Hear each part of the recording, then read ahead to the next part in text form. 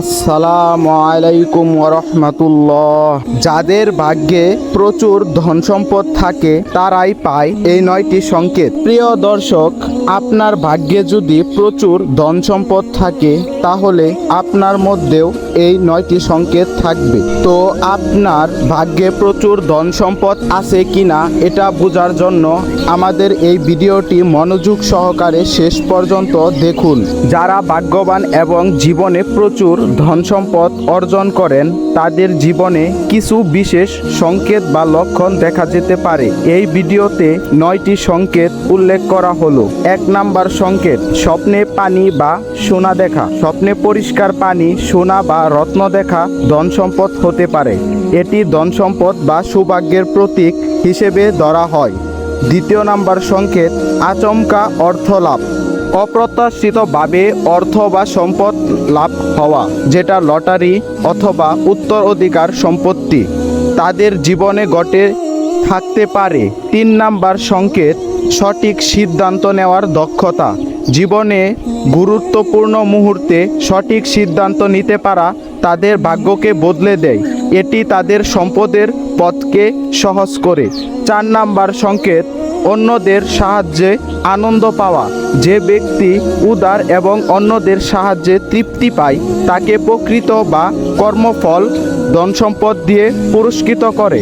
5 number সংকেত, স্বপ্নে আল্লাহর অলি দেখা। স্বপ্নে কোনো আল্লাহর অলি দেখা, শুভ প্রতীক দেখা অনেক সময় সৌভাগ্যের ইঙ্গিত বহন করে। 6 নাম্বার, নতুন সুযোগের আগমন। তাদের জীবনে বারবার নতুন সুযোগ আসে যা সঠিক সময়ে গ্রহণ করে তারা সফল হয়। 7 নাম্বার সংকেত, আধ্যাত্মিক উন্নতি বা মানসিক শান্তি।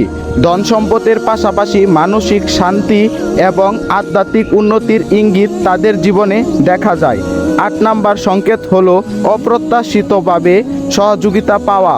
এমন ব্যক্তিরা অপ্রত্যাশিত জায়গা থেকে সাহায্য পেয়ে থাকে যা তাদের জীবনে বড় পরিবর্তন আনে। 9 নাম্বার সংকেত হলো ভাগ্যবান অনুভব করা। নিজেকে ভাগ্যবান বলে মনে করা এবং ইতিবাচক মানসিকতা বজায় রাখা তাদের সাফল্যের প্রধান কারণগুলোর একটি। এগুলো কেবল বিশ্বাস এবং মানসিকতার অংশ। বাস্তব জীবনে কঠোর পরিশ্রম, বুদ্ধিমত্তা এবং সঠিক পরিকল্পনাই প্রকৃত সাফল্যের মূল চাবিকাঠি। প্রিয় দর্শক, ভিডিওটি ভালো লাগলে লাইক করে কমেন্ট করেন। আর আপনার ভাগ্যেও যদি এই 9টি সংকেত থেকে থাকে তাহলে অবশ্যই কমেন্ট করে জানাবেন। এরকম নিয়মিত ভিডিও পেতে চ্যানেলটি সাবস্ক্রাইব করুন এবং লাইক কমেন্ট করে আমাকে আরও উৎসাহিত করুন এরকম নতুন নতুন ভিডিও বানানোর জন্য। তো এই বলে আপনাদের কাছ থেকে বিদায় নিচ্ছি। আসসালামু আলাইকুম ওয়া রাহমাতুল্লাহ।